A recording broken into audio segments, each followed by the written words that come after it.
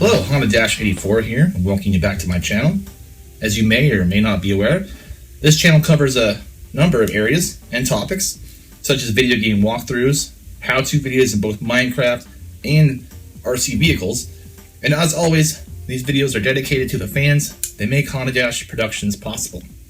So today, we're going to be talking about is the air filter for your RC vehicle, whether that be truck, car, doesn't matter. Basically, what I'm going to be teaching you is how to properly clean it. We all know that after you're using your Nitro controlled car for a while, I tend to use it every time I tend to clean it actually every time I use it. But what this does is basically it's to keep your engine clean, filtering out any dirt or debris that might build up over time, and this will eventually clog your air filter and will cause some major problems. For example, a clogged air filter can cause the engine to run more richer, which is due to the lack of air that is able to go into the engine itself.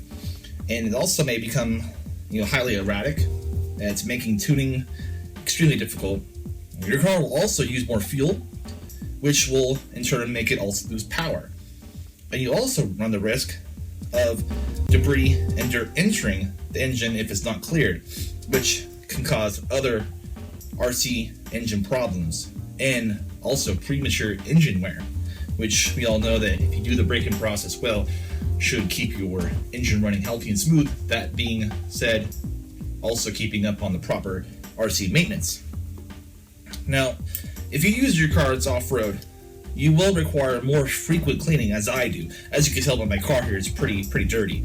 I mainly use it in the dirt. Rarely will I ever use it on the pavement.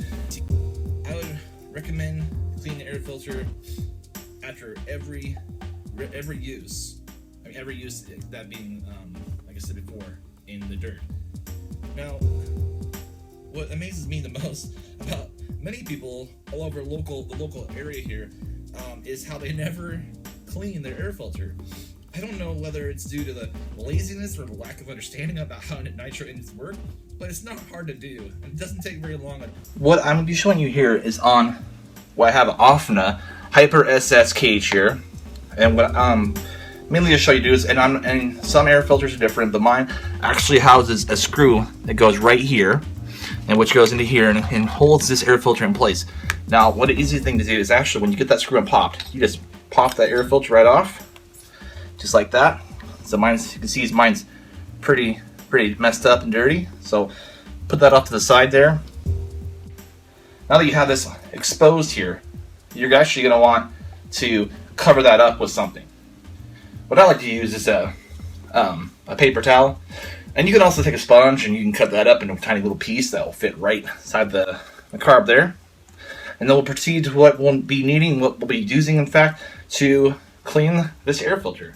Alright, so we come to the part where you actually got your air filter off, and what you're going to be needing here is I like to use warm water with soapy water in it. And you could use, I use just, regular old dish soap, or any antibacterial soap, anything that'll work just fine.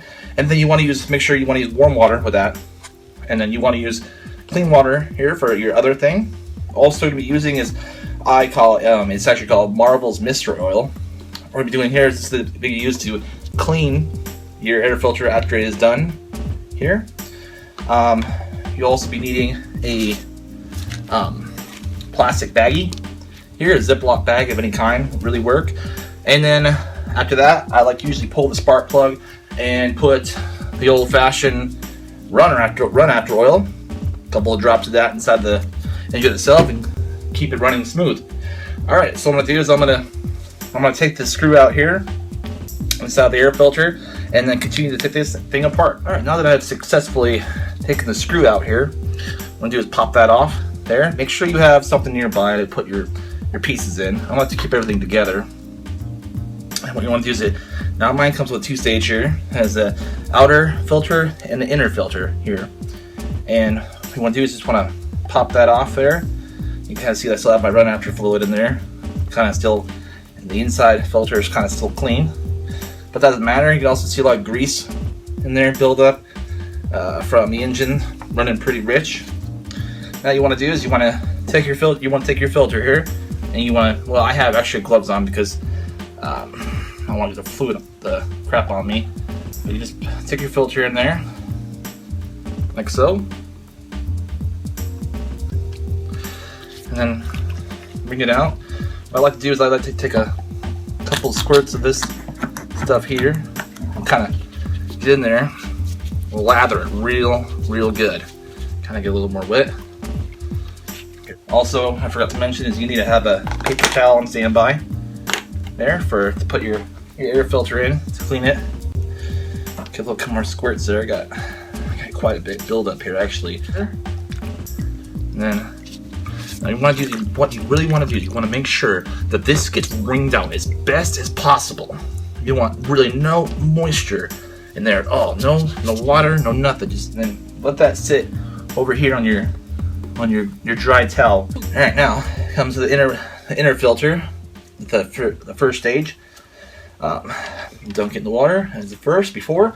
This one's a little more resilient. It's actually a lot harder to get dry, partly because it's so thick that you have to really work.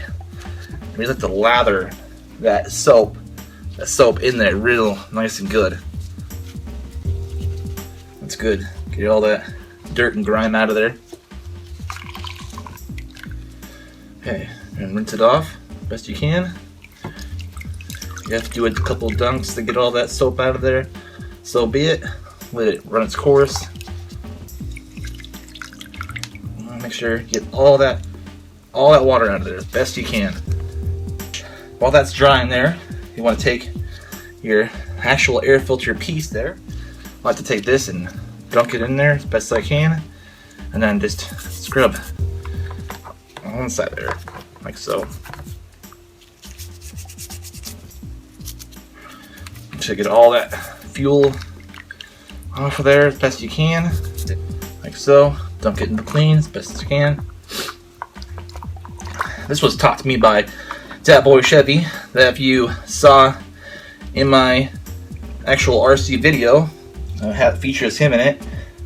Guy's kind of a guru. He's been RCing for a very long time, and I'd like to give a special shout out to that guy. He's also my cousin. So what we'll do is we're gonna let these dry here, and after they're dry, I'll get back to cleaning them. So what good do is if you got good wringing out of them, then it should take a good 10 minutes drying, depending on the environment that you're in, if it's a humid environment or if it's just a dry environment.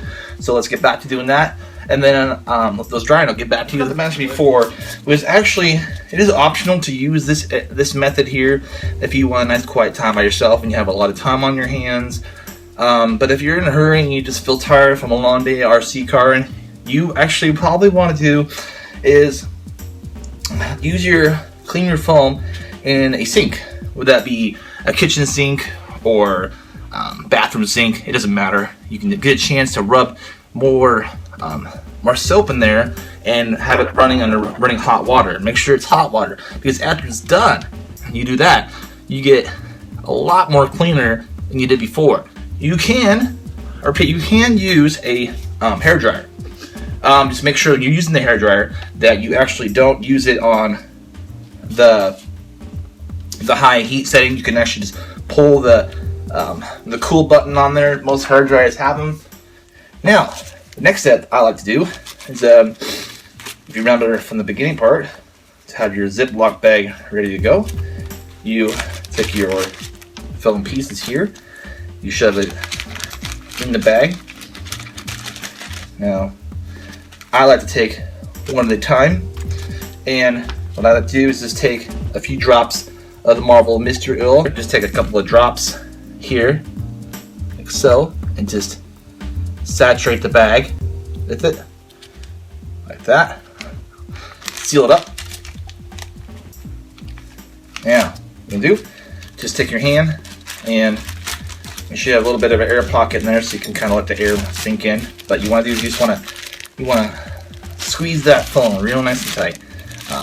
Get all that oil in there, and I use about 2 cc's if you're using a syringe, but it's about 20 or 30 drops of some good oil. It doesn't have to be what I'm using, but I like it because it's really thick stuff, and I'm sorry, really in between the thick and thin, so it doesn't let any dust pass the particles, but it doesn't saturate the foam to enough where it's bogging it down and more attracting the dust than detracting the dust.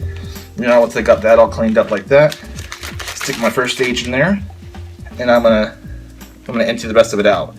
All that fluid in there, just all that oil, rest of it, and empty the syringe completely if I can.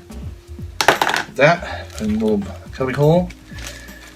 Now make sure all the air, flatten the bag out here, out of the bag, so you can get every drop of fluid in there. And squish that bag nice and good. Make